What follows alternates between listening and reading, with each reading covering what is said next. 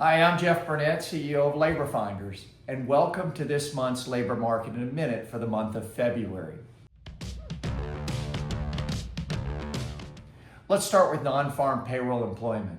Non-farm payroll employment increased by 151,000 jobs. This is a slight increase over the prior month. And over the past 12 months, there's been 168,000 jobs added on average each month. As is always the case with the prior 2 months, the BLS revises their data. And so for the months of December and January, there was a combined decrease of 2,000 jobs. And as I've previously reported to you, the final benchmark data for 2024 showed a decrease of 590,000 jobs, which from what was originally reported. In summary, this month's job data was below expectations, which were around 160,000 jobs added.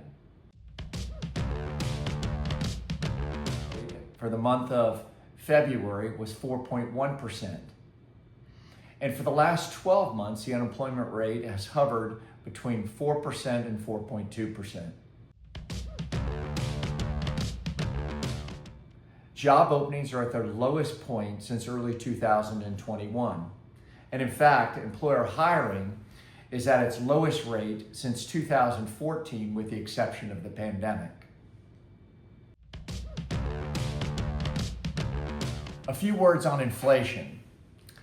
The Fed target rate for inflation is 2%, and the inflation rate for 2024 was 2.9%. And the inflation rate for the last 12 months is at 3%. So inflation was declining last year before it has risen in recent months. Consumer prices are 23% higher than they were before the pandemic. Now, a few words on interest rates. The Fed has 7 meetings remaining for this year, and consensus seems to be that the Feds have paused their interest rate reductions until likely at least mid-year or towards the last half of this year to better monitor the upward movement in inflation.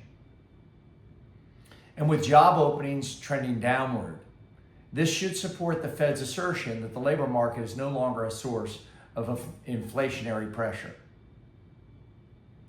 Rates have remained high to fight inflation.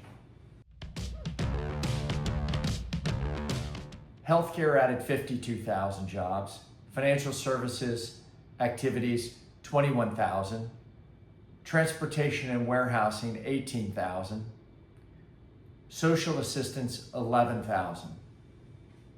And the federal government had a decline of 11,000 jobs this past month. And all other industries had little or no change.